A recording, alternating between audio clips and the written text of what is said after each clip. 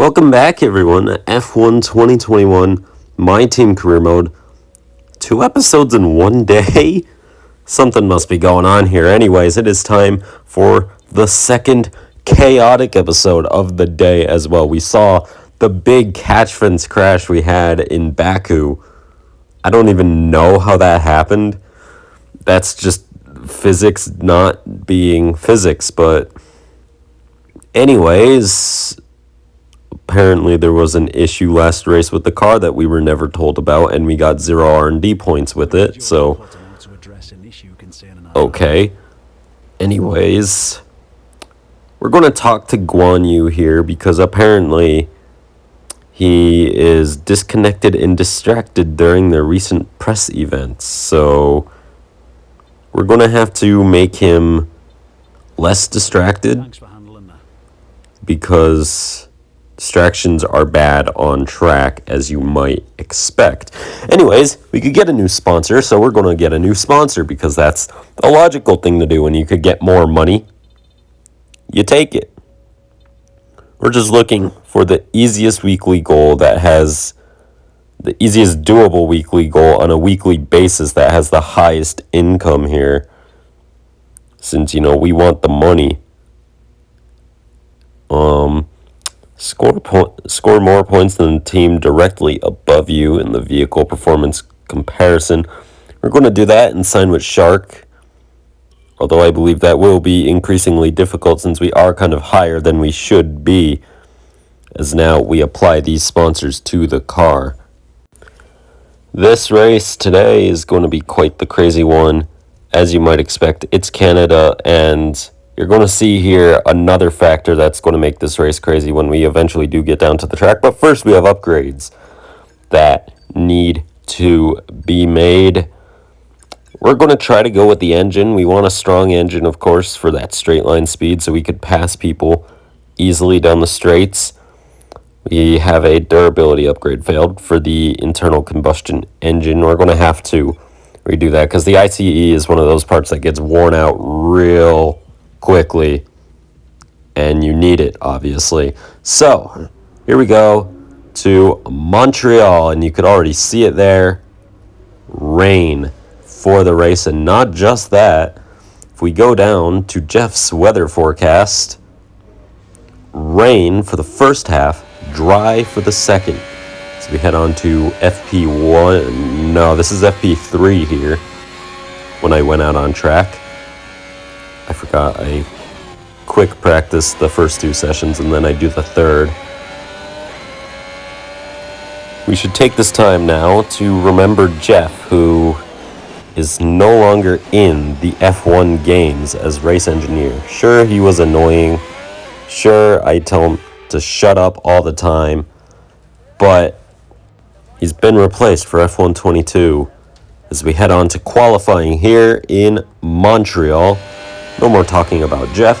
This is our first lap. It was a little messy, so I already knew it wasn't going to be the greatest of laps, but I still drove it like I had a chance for pole there. Cutting the chicane clearly, luckily, without strict corner cutting rules, you could get away with that. Anyways, this is our second lap. We're already improving through the final chicane. We bounce off the wall of champions. We're up by over a second, and at the line, P10, the dash says. You can see it there, right next to the big gear number in the middle. P10 in qualifying in Canada. The only issue is rain for the race. Here we go.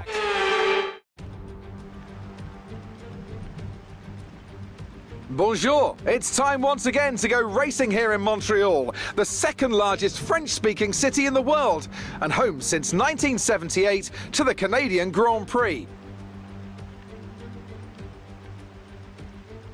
It's a tricky circuit to tackle in wet conditions, with top speed still of critical importance down the long back straight.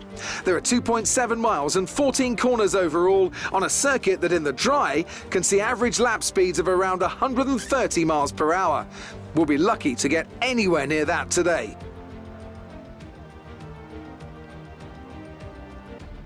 It's time to see how our drivers are stacking up after yesterday's exciting qualifying session. Valtteri Bottas lines up on pole position, and Lewis Hamilton completes the front row. As we continue through the rest of the grid today, we have Verstappen, Perez, Charles Leclerc and Sainz, Norris, Ricciardo, Fernando Alonso and the real deal, Vettel, Gasly, Esteban Ocon and Stroll, Giovinazzi, Raikkonen, Nicholas Latifi and Yuki Tsunoda, Joe, Russell, Mick Schumacher and Nikita Mazepin.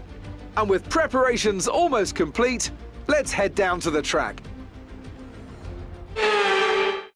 Yeah, this is gonna be not fun, I could already confirm, as we now take a look around at our surroundings, even though I've raced here probably 35 times before. 35 laps as well. It's weird how I said that. That's just a coincidence right there that I said that. But anyways, we're going to go with 7-8 wings here for this race, raising the aerodynamics as we now head to the 5 red lights in the Canadian Grand Prix in Montreal. It's lights out and away we go. Wheel spin on the start and we crash. And the big one happens off the line. Vettel is into the back of me. Ocon is out. Safety car deployed. Vettel is out. Latifi is out, Schumacher is out, and I believe, Mazepin is out as well. Guan Yu, me, Russell, many more, all with damage, and everybody got held up in turn number 1 there, confused of where to be, so we gained a couple of spots that way as we get ready to go back racing. I don't have a replay because I filmed this race in 2 parts because I had to go mid-race, so I did a quick save. If you do a quick save, when you're done, you can only do a replay from where you restarted the race. So I don't have anything from about the first half of this race up until the rain ends, which it does end later on, but we have issues up ahead. I'm going to check out here quickly who it is, and it is the Mercedes of Lewis Hamilton, who has done something at the Wall of Champions. He's obviously been caught out as we're going to go for the triple overtake down the inside of Leclerc, Norris, and Lewis. We get on by, thanks to Lewis holding everybody up because he does not have a front wing in that Mercedes. Not good for him. Lando Norris now pressuring us into the chicane on lap number 9. He is going to go up the inside here, take that spot away. Very slow through the chicane so we don't hit each other. And that's that. Here comes Carlos Sainz now on us. Sainz up the inside. We're going to defend the inside. Leclerc is there as well. We're going to hit. And we crash again.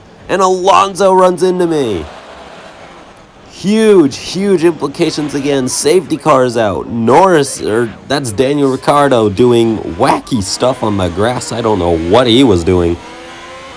But the safety car is out. Alonso is out of the race. We're going to get another restart before we get a replay because, again, I don't have it. It's the worst part about this game. I think they should try to change that for 22 if possible. I mean, we already have a lot of changes coming into play for next year's game on July 1st when it drops, like manual driving onto the grid for formation laps, and I quote, manual pit stops, stuff like that, as we now are trying just to make these tires last until the pit window for dries. Norris drives right on by through there.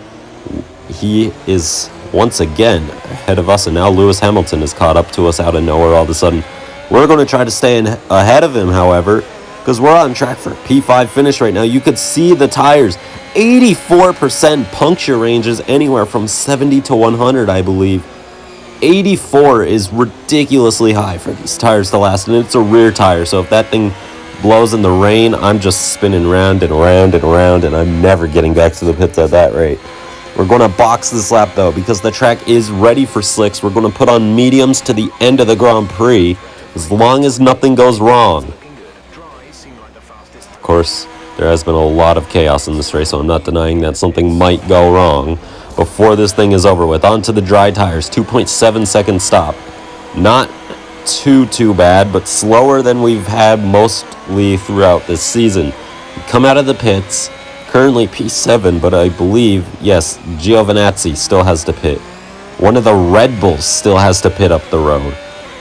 So we will gain a couple more spots. I believe there's another driver or two who still has to pit as well. So, fastest lap of the race on lap 27. And on lap 28, troubles behind us, or in front of us actually, Sergio Perez. Checo Perez is out of the Grand Prix with a mechanical failure, promoting us up into P4. We are almost on a podium. If something goes wrong for one of these front runners, we're going to be there to take this away. Only issue is it's going to take a major mistake like a spin because Bottas is 15 seconds in front, Norris 9. Here comes Daniel Ricciardo, though, trying to take this 4th place away from us. Down into turns 1 and 2. He is there trying to go around the outside, but at turn number 2, it's very hard to go around the outside unless it's one of those first laps when everybody's jam-packed next to each other. 2 laps to go. We're still hanging on to this spot. The tire's starting to die. This is just proof right here that it's 101 difficulty. As you're going to see, it's blurred out. You cannot change it mid-race, the difficulty. So, yes, I've been holding P4 on 101 difficulty, which is the highest difficulty I've raced in this game, other than once when I raced at Jeddah on 110. Anyways, Max Verstappen wins the Grand Prix, but most importantly, Daniel Ricciardo is closing in. He's going to try round the outside into the final chicane. Doesn't get the job done. Will he? He has DRS here. Will he be able to get us on the run up to the line? No, he will not. P4. How about that? Almost on the podium at the Canadian Grand Prix. Because we started only 10th and Yuki Tsunoda started at the back of the grid, though. He's driver of the day. Missed out on that, but what a great race. They take the checkered flag then here in Canada in what has been another fabulous Grand Prix. And talk to me, what do you think it was that sealed the win for them? Taking care of the car was absolutely vital today. It's been obvious all weekend that the pace was there, but look at the attrition rate we've had. They would have been very concerned about any minor anomaly towards the latter stages of this Grand Prix.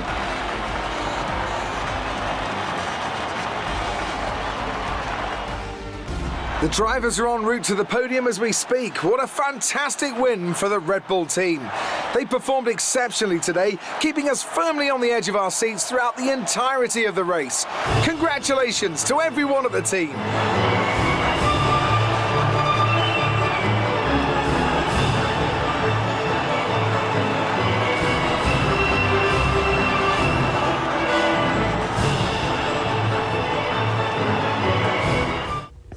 That was not the most fun race in the world simply because it was painful.